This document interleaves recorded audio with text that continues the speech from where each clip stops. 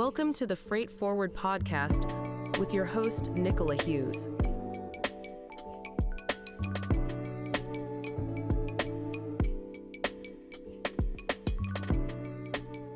Hi, welcome to the Freight Forward podcast. I'm joined here with Mike and Ben from EFM Global.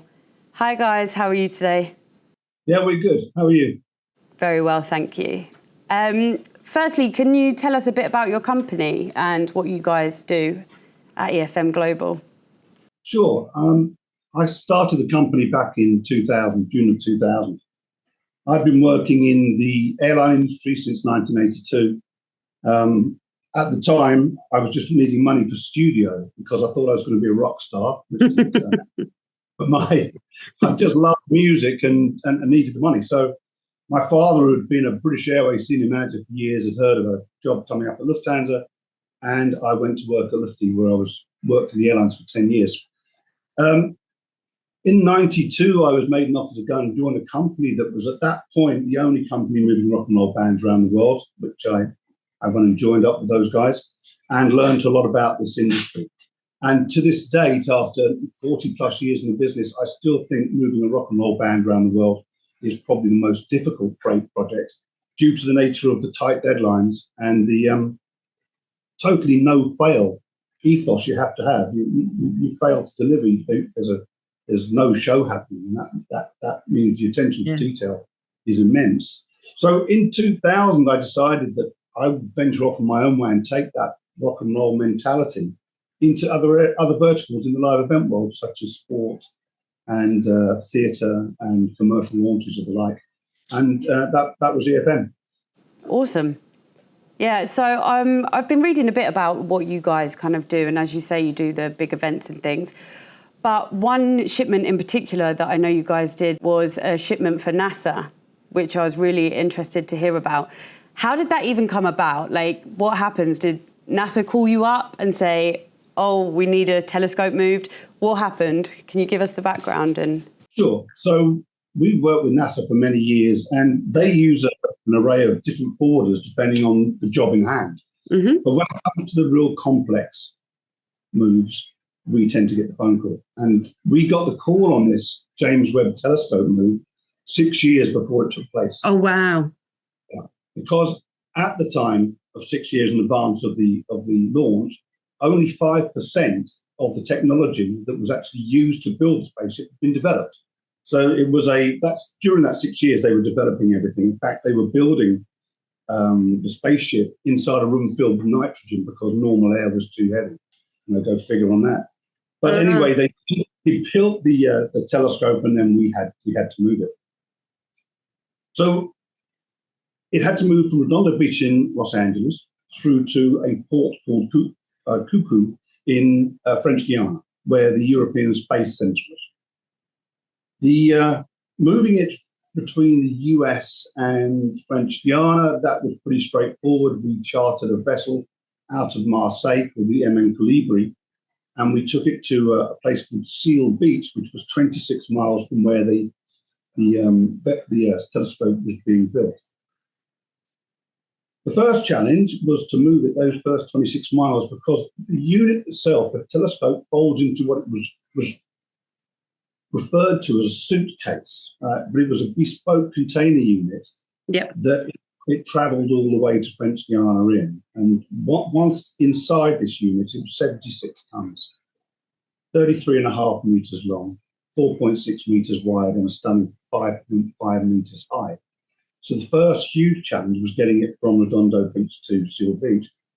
And as I say, that's only 26 miles, but it had to be done at night under police escort. And you could only actually move the vessel at 5 miles an hour. So we had a very tight window. So the first thing we had to do is we had to take satellite imagery of the whole route and find out where there were any potholes which had to be filled. We had to lift traffic lights, which were hanging lower than 5.5 metres. And some of the routes we investigated couldn't be used at all because the turns weren't possible, because whilst on the low loader, the full length of the low loader with the container was some 50 metres in length. So after we had to find some what was called safe havens, and there were 5 in total, which meant that during that journey, if the engineers felt there was something going wrong, they could pull over and address any issues with this. This telescope cost $10 billion. Wow. It is the single most expensive piece of freight ever shipped. So I've got everybody, the planning was in. Scary. A lot of responsibility from your point of view. A huge amount. But thankfully, we got to Seal Beach and it was loaded onto the vessel. And 16 days later, 5,800 miles, it turned up in French Guiana. Was there any point that you thought something was going to go wrong? Because obviously you said you've been working on this project for 6 years and the technology wasn't even developed yet. So was there any delays throughout that process, like the technology didn't get built and they had to delay it or anything like that? No, actually it went very well to schedule, and we had already planned the departure date and we were able to meet that. The biggest concern was keeping everything totally secret. Yes, because the route from Seal Beach was through the Panama Canal, which is notorious for pirates. Yeah. And so we didn't want anybody to know that there was the most expensive piece of equipment actually traveling through, and traveling very slowly. It went to 10 knots for the whole duration to keep the telescope as flat as possible. So, but there were plenty of other bits and pieces that we had to ship during those 6 years, and all modes of transport were involved.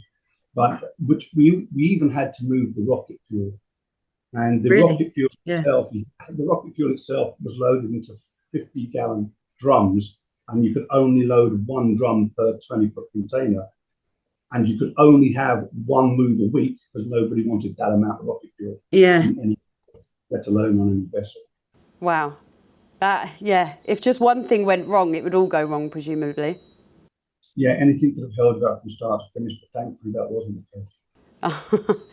That's, a lot of responsibility, I think. But it's amazing now. So the rocket launched it into space, and now the telescope is able to report back on huge amounts of information.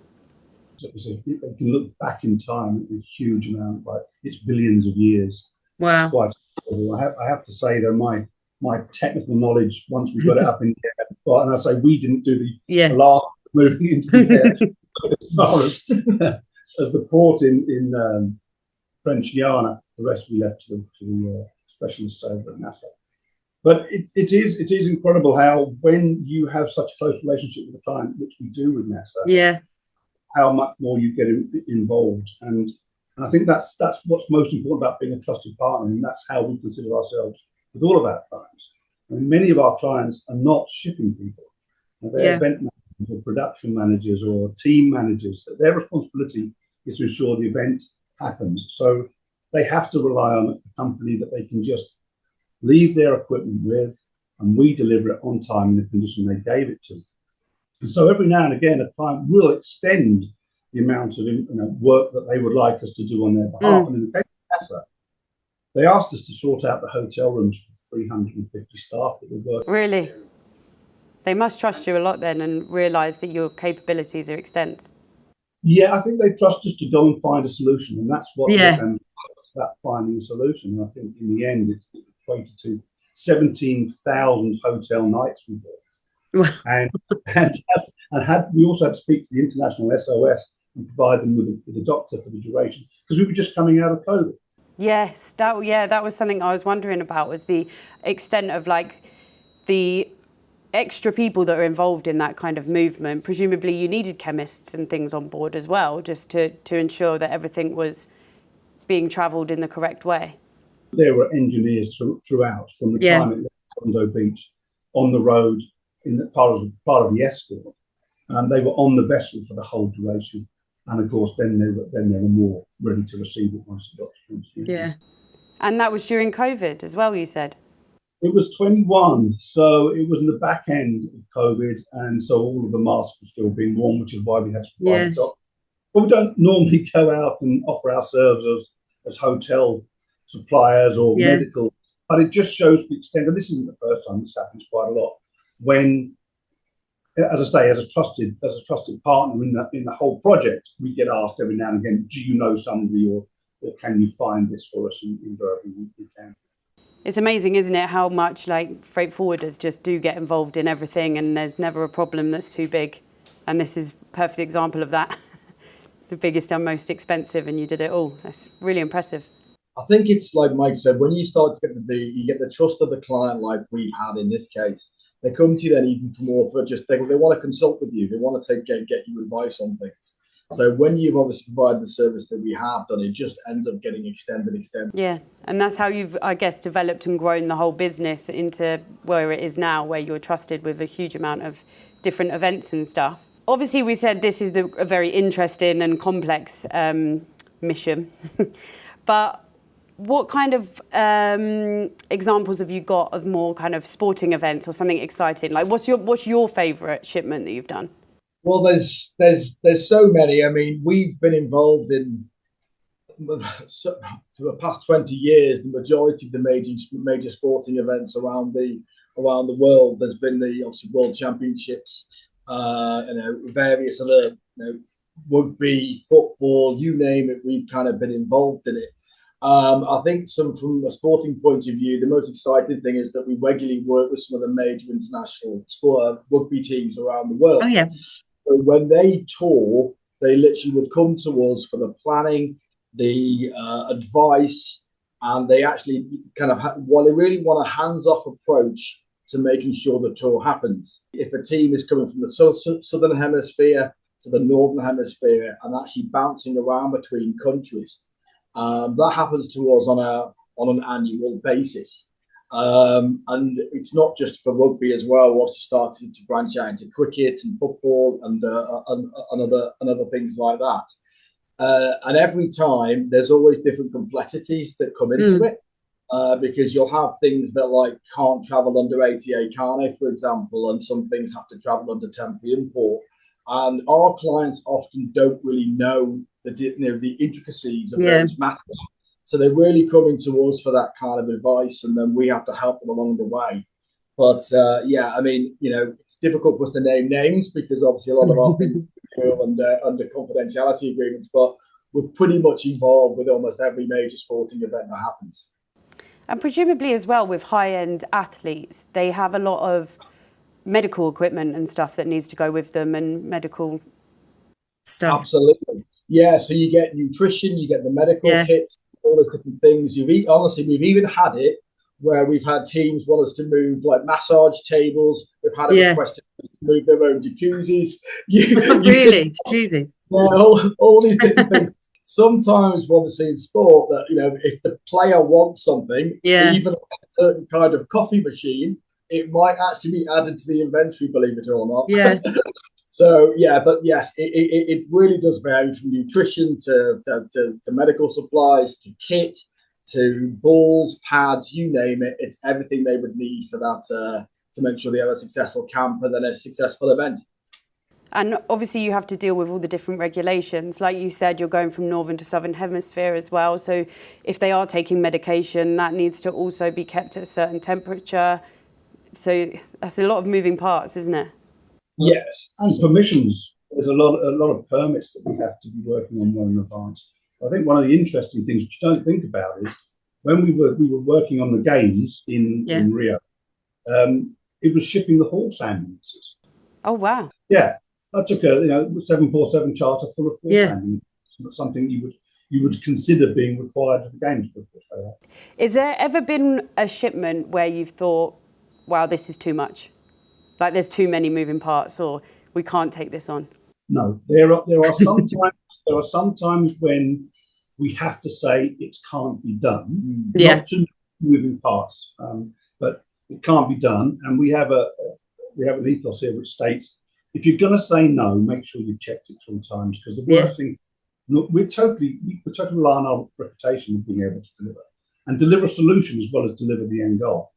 So I don't want us to say no to someone and somebody else finds it not a good look. 100%. There have been situations where the client's been told no and come to us and said, "Can it be done?" Yeah. And I can give you an example of that. It goes back a few years, early days in the EFM. because it was the days of the DVDs. A particular client came to us and said, the manufacturer for the DVDs, and we need to get them on the shelves for Christmas, can't now provide the DVDs. It was in Germany. And they said the only place that can do it in time now is in Louisville, Kentucky. Well, our forwarder, which is one of the very big forwarders, said it can't be done within the time frame. So they came to us and said, well, can you do it? And we said, yes. It's not going to be cheap, but yes, we can do it. And what we did is I sent a member of our team out over to sit permanently in Chicago, and we just lined the trucks up at the factory in Louisville. And as these DVDs came out, we put up every bit of commercial space out of not just New York into Germany, but out of every North American city into every European city. And in the end, we had to add to that 2 747 charters, but at the end of the day, all the DVDs arrived and they were all on the shelf for Christmas. Can you tell us what DVD that was? Do you know, I think it was the first Madagascar, or it was the first Born. It was something like that. So that gives you an idea. That's amazing, isn't it? Because you think now, like with e-commerce and stuff, things like that, we just don't even think about it. Like how all those things were moved back then with the technology and things. But it's also so much about the out of the box thinking. Yeah, that's the differentiator a lot with what we do. It's the out of the box thinking, and as Mike says, if somebody else can, says it can't be done, and in a way we like look at it as a challenge. Well, yeah, let's absolutely be totally sure it can't be done, and often we find a solution. No, it's really good. So we did have an opposite version of that fairly recently with an artist, a band. Yeah. That we told them what they wanted to do in South America could not happen, and they came to us and said, "Actually, guys, we're not going to work with you. We've been told by a different company that it can." And we said, "Are you sure?" And they said, "No, it definitely can be done." So we had a look at the the routing and said, "You just don't have the uplift between these 2 points." Yeah, and we were proven to be correct. So the artist moved over to us. But again, so sometimes you do have to say no, but then you have to offer up solutions. Yeah, sometimes it might mean moving the show. It might, but that's the exception to the rule. So WCA's newest network is the WCA Live Events and Expo Network, which I know you guys are looking forward to. Part of this is the idea that by bringing everyone together, such shipments that as you're talking about, you will know that you're working with a trusted partner, and that you can grow with that. What is it you're most excited about this new network coming on board? Well, I think you've summarised it well, really, in terms of, so in our industry, we have to have the best partners around the globe and best agents around the globe that we can absolutely 100% trust. And this gives us an opportunity to expand on that, but also grow together and develop a lot of future partnerships. Yeah. We're really keen on reciprocation. We want to work from both sides with our partners around the globe. And having like-minded partners in this network is really going to be helpful for us, and I think it's going to be a bit of a game changer for it. I think there's a bit of a gap in the market for this network. So we were approached by WCA about it. We're really excited because previously we've been sitting in the time critical kind of network place, where it sometimes fitted and it sometimes didn't fit, because even though you might see a time critical industry like healthcare or something like that, when you've worked in live events and music and all those different verticals, you understand what time critical really, really means, because the show must go on, as they say. Yeah. So having like-minded partners that we can talk to in this network is going to be really good. So we're looking forward to that, and we're looking forward to the reciprocation. Is there anything else that you guys would like to share about your company or the industry as a whole at the moment? Any challenges specifically that you're seeing, or? Well, I think from a challenges point of view, we're affected by the geopolitical factors like every other freight company, really, that happens in the marketplace. So we still have to buy the right way from ocean, from air, from road, things. And when things happen around the world, it does obviously affect us. especially this year. Just using an example, obviously when we had the situation of the Red Sea, these things really affect our business and affect our clients, because we then are very often have to be very nimble, and we have to pivot, and we sometimes have to change, the direction of the shipment, because we know, because something's happened in the Suez Canal, that we have to get the shipment off, and we have to air freight it, and we have to do all these different things. So all those factors, geopolitical, really still affect us. Obviously, the economy, buy rates, labour issues, all these things still really affect us. Even weather, right? All these things. Of course, yeah. If there's any risk that the show could be missed or the event could be missed, we cannot let that happen. So all these things in the industry and world events affect us. I think from a technology standpoint, we see the market going a lot more into AI, and obviously people a lot more technology, which in a way we embrace, because it's not how it's really works in our world, because our clients still want a single point of contact. They still want the driver's details. They still want the phone number. So as the market moves more to technology, I think it might even give us a bit more of a competitive advantage, actually. So when I see these things happening, I think, okay, well, EFM is really differentiating. And I think the other thing that's worth noting is ESG, and most notably about sustainability. Yeah. Because this is a question we are being asked by especially a lot of our corporate clients a lot more. And it's a difficult thing, really, because we all know that, it's very hard to do a time-critical move without putting things in planes and all those different things. Yeah. So we see this becoming a lot more of a need and a request from our client base. And to provide a solution, we have partnered with a company so we can offset shipments of their carbon emissions. And we're also partnering with a company to work on our own business emissions as well. So more of the environment. But I think this ESG especially is going to get this more and more prevalent, especially in our sort of things. Yeah, especially. And we're just got to be mindful, and we can consult with the client about it. We can try and provide it as they give us. We can consult with the client on trying to provide the most carbon effective, should we say, ways of shipping. And a question for you, Mike. What keeps you up at night? So what keeps me up at night? Well, there was a big period called COVID, which did, because unlike a lot of forwarders who made a lot of money during that, our business just fell off a cliff. Yeah. No life events, we had no work. I think really what Ben says there, it's not so bad these days, but when you're planning so far in advance, that allows me to sleep at night. But it's when something changes, which could be an ash cloud, and you talked about Earth weather conditions. It could be that a vessel gets caught up across the ocean. When we talk to our clients, we give options. Our job is to use our experience to give options. So there you go. There's the air option. There's the ocean option. Air's going to get you there. Ocean might get you there. What do you want to go? Where did your budget allow? Yeah. So we have something here called an upgrade, and it simply means that if a vessel across the water all of a sudden loses time and it's not going to make final destination. Example would have been the games, the World Athletics. Yes, they were in Oregon. Yeah, and the vessel should have gone over to New York and then driven across. It lost so much time on the water that we had to pull the containers from Nova Scotia and arrange a charter because it was the only way. Really? Yeah. So these sort of things do happen fairly frequently, where we have to track the vessel, find our container, take it off, and find an alternate route to make final destination.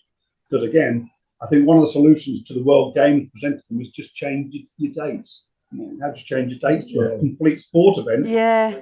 So everyone's going to be in town. You can't. You have to find a solution. But beyond that, I don't sleep too bad these days, to be fair.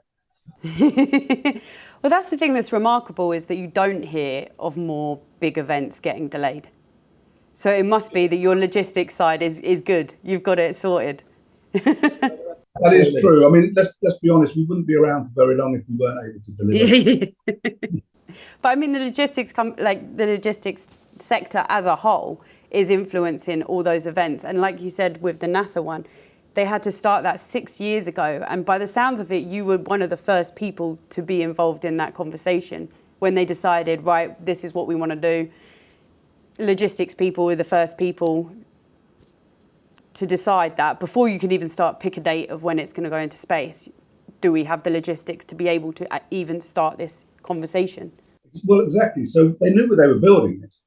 So once they realised it was going to be built at in Redondo Beach, and as the parts, the 95% hadn't been developed at the outset 6 years before, as these parts were being developed, we needed to get them in. So there was all the logistics to get it built in the first instance, and then of course the crazy big one of moving it all the way through this final hop into space.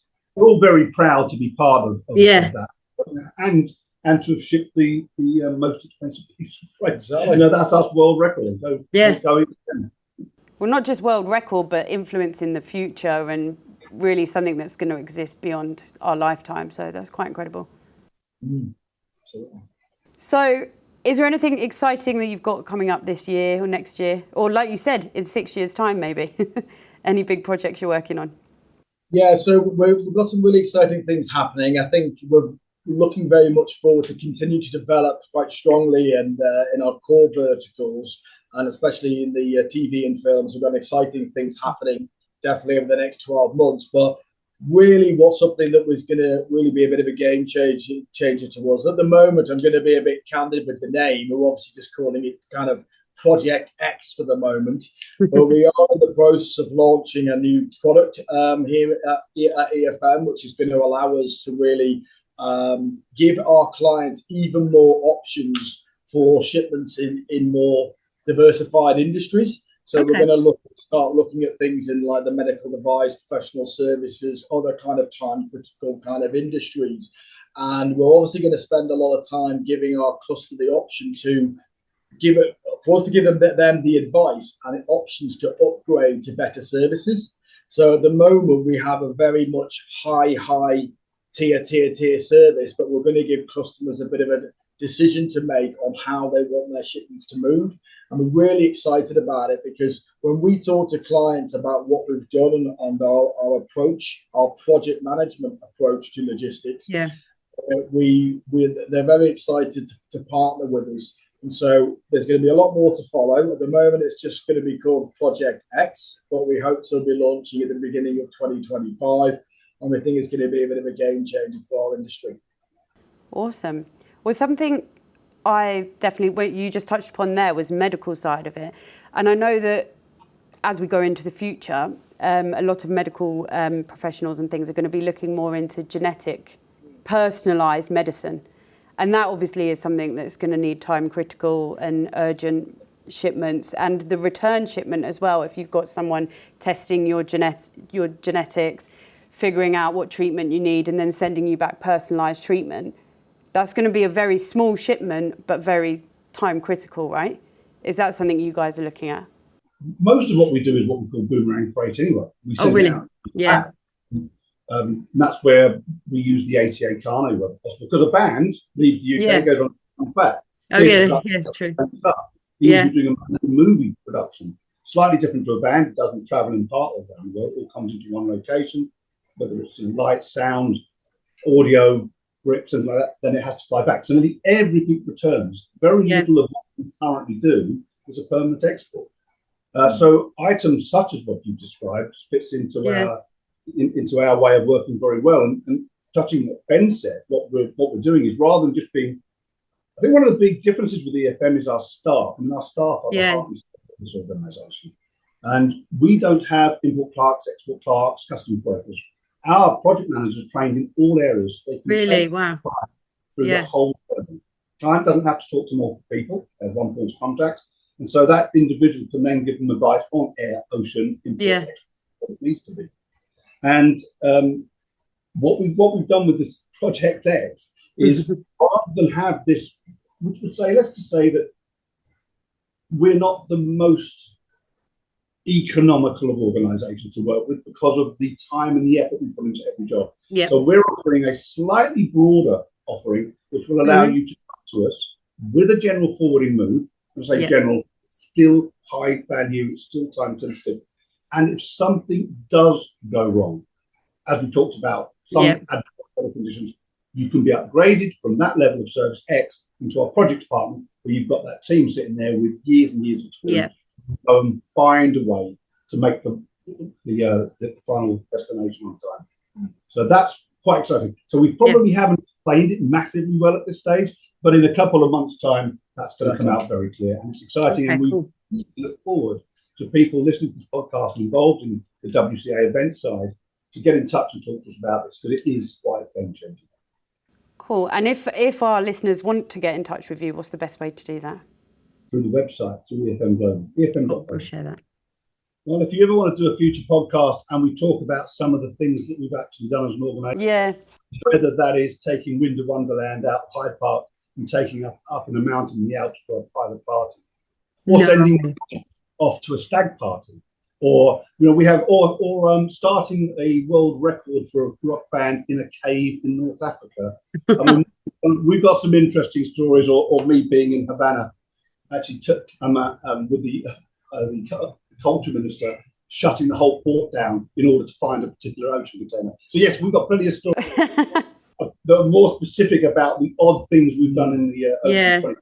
Well, I can't believe as well, like you just said, that each of your staff is trained enough to give advice to that extent. That's remarkable as well, because I presumed that you'd have set departments, someone has to jump around, everyone's having to get information from 15 different places. But if everyone's trained to that high exacting standard, that's really impressive. And globally, in all of our offices, from Los Angeles through the United States, here in the Middle East, and in Australia, where EFM exists in its own right. It is absolutely key. And I think it just goes back to something I mentioned earlier about our clients not being shipping people. Their job is to make sure the artist gets on stage. Their job is to make sure that the event's ready for the athletes to arrive at. They don't want to worry about how it's happening. They have zero interest. What it is it's there, available on that date, make sure it's there on that date. That is it. So they have to totally trust us, and they want one person to talk to. They don't want to talk to multiple people. They trust that individual to see them through the whole event, which is why we train our staff, our project managers, to a very high standard across all of the different modes of transport. And it's interesting because I've been here now for 5.5 years, and I've been, the majority of my career has been in what we call more the general and corporate logistics businesses. And what amazed me when I came here in 5.5 years ago now is that the knowledge of the people here, to Mike's point, you have to know everything in terms of plays, temporary imports, permanent imports, air freight, ocean freight, planning, warehousing. And what I had been used to in my previous life had been a department for this, a department for this. There was 100%. And the knowledge was just not there. And I actually have to say, coming from that background, I was amazed, actually quite amazed when I started here, that the knowledge of people, and to my point, it's all a credit to the training and development we've had of people over this whole period, because people is what makes it happen for us. And you've got to have the right individuals who are really made of the right stuff, who are willing to go the extra mile, because our people, it's hard. It's not a 9-5-30 world. Very much a world where if things are happening at the weekend, things are happening after hours, that's what they have to do. They have to make sure that they get it done. So it's really, it's really, really different, and it really did amaze me. And it's a credit to the academy. Obviously, my staff academy training people, getting them all, up to this speed. So it's a real credit for that. Cool. Okay, guys, thank you for today. That's been great. We will see you in Dubai.